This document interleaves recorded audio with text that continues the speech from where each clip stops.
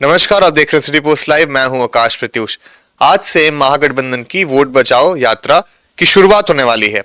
सबसे बड़ी बात है कि मुकेश सहनी पहुंचने वाले हैं और उससे भी बड़ी बात है कि खुद लालू जी पहुंच रहे हैं वहां पे। देखिए आकाश, आपने बड़ा अच्छा कहा है। और ये वोट बचाओ जो रैली है, इसकी घोषणा तो बहुत पहले हो गई। 17 से अगस्त का जो है डेट भी तय हो गया। मुकेश सहनी फ्रेम में कहीं नहीं दिख रहे थे।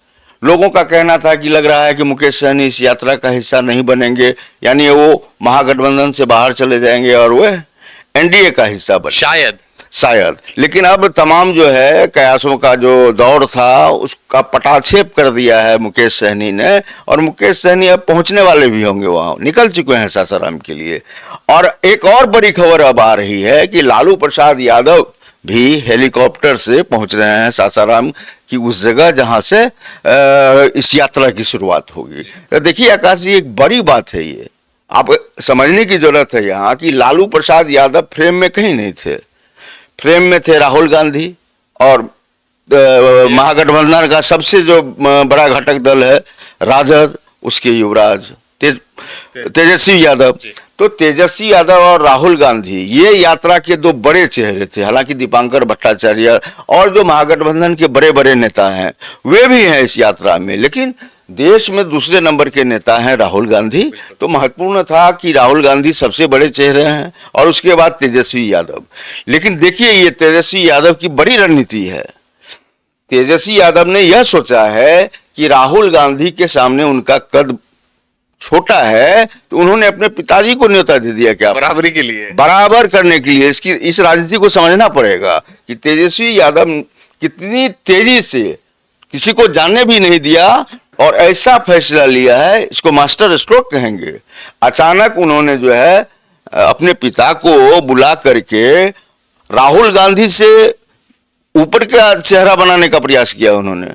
देश की राजनीति में लालू प्रसाद यादव निश्चित रूप से सबसे बहुत ही एक सामाजिक न्याय की लड़ाई लड़ने की बात हुई है, तो उनको सारे समाज जितने हैं सभी ने उनको सराहा है। और लालू प्रसाद यादव खुद में एक राजनीतिक किताब है और इसमें कोई शक शुबा नहीं है। अगर अब वो आ रहे हैं तो इस रैली में नई जान आ गई। हालांकि लालू प्रसाद यादव का स्वास्थ्य ठीक नहीं चल रहा है, सभी को पता है। और इस कार्यक्रम की जैसे ही शुरुआत होगी, हमें लगता है कि यात्रा की हरी झंडी दिखाने के बाद लालू प्रसाद यादव लौट आएंगे पटना, क्योंकि उनका स्वास्थ्य जो है मसला है। लेकिन शुरुआती समय में जब यात्रा की शुरुआत होगी, उस समय में राहुल गांधी के साथ लालू प्रसाद यादव खड़े होंगे, तो महागठबंधन का चेहरा जो है, जो खास करके अगर तेजस्वी का पाला देखें, राजद का पाला देखें, तो वो बहुत मजबूत हो जाएगा। और मुकेश सहनी भी चले गए हैं, तो सारे जितने भी मतलब सवालात थे उसके जवाब आज दे दिए हैं। और मुकेश सहनी ने भी अब ये जाहिर कर दिया कि वे महागठबंधन का हिस्सा हैं। तो हमें अपने दर्शकों को यह बताना है कि राहुल गांधी इस यात्रा के एक तरह से कहें तो नेतृत्व करता है, लेकिन लालू प्रसाद की अब जब एंट्री हो गई है, तो इस यात्रा में तेजस्वी यादव जो हल्का पड़ रहे थे, वह हल्कापन अब नहीं रहेगा। लालू प्रसाद यादव राहुल गांधी से अधिक समय से न केवल राजनीति में सक्रिय हैं, बल्कि वे केंद्र में भी मंत्री रहे, इसके बाद एक पार्टी के सुप्रीमो हैं, बिहार में सत्ता में भी रहे हैं और अभी तो मजबूती से विपक्ष में हैं। तो उनकी आप समझ सकते हैं कि राजनीतिक हैसियत कितनी बड़ी है। तो यह जो तेजस्वी यादव ने किया है, यह सीधी सी बात है कि तेजस्वी यादव की यह मंशा है कि वे यह दिखाना चाहते हैं कांग्रेस को कि हमारा जो मजबूत चेहरा है, हमारे राजद के जो पिलर हैं, लालू प्रसाद यादव राहुल गांधी के साथ वे खड़े होंगे, तो राहुल गांधी से उनकी पार्टी कहीं कम नजर नहीं आएगी। क्योंकि कयास हम लोग यह लगा रहे हैं, देखिए आकाश जी, फ्रंट फुट पर खेल रही है कांग्रेस, बिल्कुल एग्रेसिव है और कोई समझौता नहीं। और अपनी शर्तों पर कांग्रेस यहाँ चुनाव लड़ने जा रही है और इसको आप चुनावी यात्रा से जोड़िए। ये वोट बचाओ यात्रा कम है और चुनावी यात्रा ज्यादा है। आप अगर अभी से जनता के बीच जा रहे हैं, जब अभी एसआईआर की बात है, ठीक है, एसआईआर में बहुत सारी शिकायतें हैं, विपक्ष हमलावर है, ये एक अलग मुद्दा है, लेकिन 3 महीने का समय बचा है, अब चुनाव होना है बिहार में, तो आप यह समझिए कि लालू प्रसाद अब राहुल गांधी के साथ खड़े हो गए, तो कमजोर जो लग रहे थे तेजस्वी यादव, ये बीच का जो कुछ कालखंड रहा है, तो कांग्रेस हावी हो गया था राजद पर, पूरी तरह से हावी हो गया था, लग रहा था कि सारा कुछ जो है राहुल गांधी कर रहे हैं, यानी पूरी कमान उनके पास महागठबंधन की है और उनकी शर्तों पर चुनाव बिहार में लड़ा जाएगा। लेकिन अब लालू प्रसाद यादव को खड़ा किया है तेजस्वी यादव ने, तो मंशा तेजस्वी यादव ने जाहिर कर दी है कि आप हम पर जो दबाव डाल रहे हैं, जो दबाव की राजनीति है, उसको आप कम कीजिए। हमारे नेता भी अब जो है आपके सामने खड़े हैं, आपके साथ इस यात्रा की साझेदारी अब कर रहे हैं, तो हमको अब कमजोर नहीं समझिए। आप कुछ कह दीजिएगा तो हम नहीं मान लेंगे। पहले जैसे पिछली बार 70 सीटों पर कांग्रेस चुनाव लड़ी और मात्र 19 सीटों पर जीत हुई कांग्रेस की, तो राजद का कहना था कि अगर हम कांग्रेस को 70 सीट नहीं देते तो आज हम सत्ता में होते। कांग्रेस की वजह से जो है हम सत्ता में नहीं पहुंच सके हैं, यानी सारा ठेकरा कांग्रेस पर फोड़ा। और कांग्रेस ने क्या जवाब दिया? कांग्रेस ने कहा कि आपने हमें वैसी सीटें दी हैं जहां पर महागठबंधन ने कभी जीत ही नहीं हासिल की थी, यानी फटे नोट हमको दे करके फटे नोट चलाना चाह रहे थे। तो आप तो हमारे साथ मजाक किए।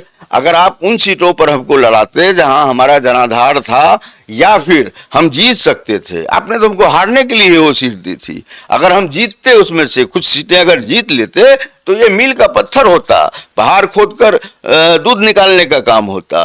तो आकाश जी, अब ये यात्रा की शुरुआत देखिए, 11 बजे तक आने की बात है। 11 बजे आ जाएंगे राहुल गांधी और हेलीपैड बना लिया गया है और फिर हेलीकॉप्टर से आएंगे लालू प्रसाद यादव। तमाम नेता लगभग हमें लग रहा है, जितने बड़े बड़े नेता हैं, सभी दल के जितने महागठबंधन के साथी हैं, सभी नेता पहुंच चुके हैं। राहुल गांधी का इंतजार हो रहा है और लालू प्रसाद यादव का। इस बार तो निश्चित है कि कांग्रेस फटे नोट नहीं चलाएगी आरजेडी की।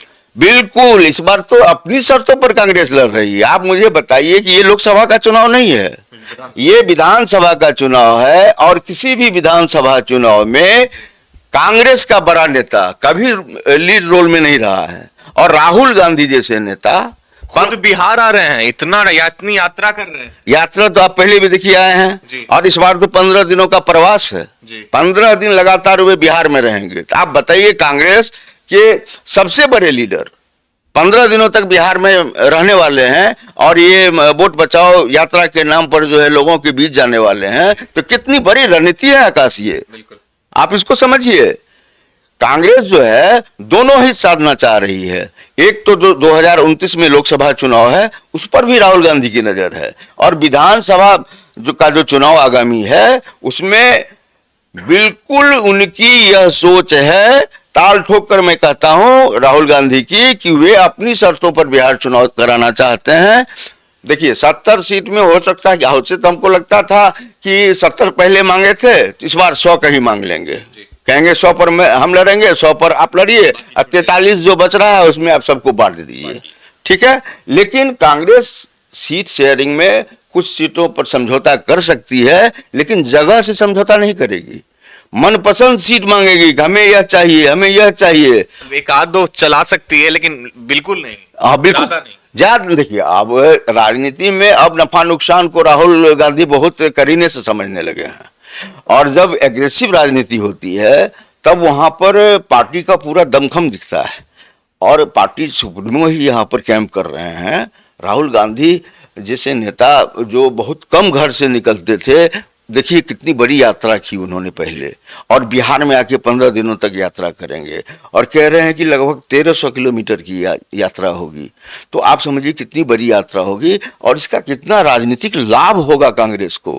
कांग्रेस की सीधी मंशा है कि हमको जितनी भी सीटों पर लड़ना है, हम उसमें ज़्यादा से ज़्यादा सीटों पर जीत दर्ज करें और बिहार में अपने पांव पर खड़े हों।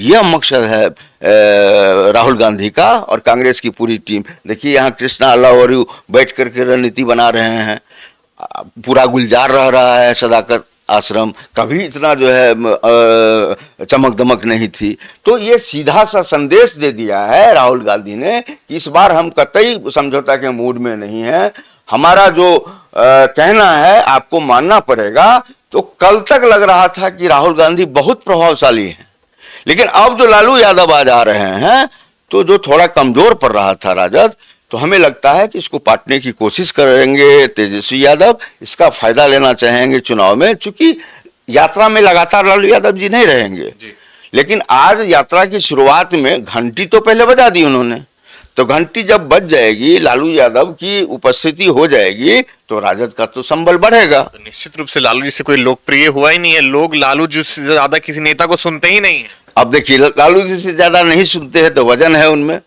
बिल्कुल जिसमें सामाजिक पकड़ जिस नेता की होती है उसी को जनता सुनना चाहती है।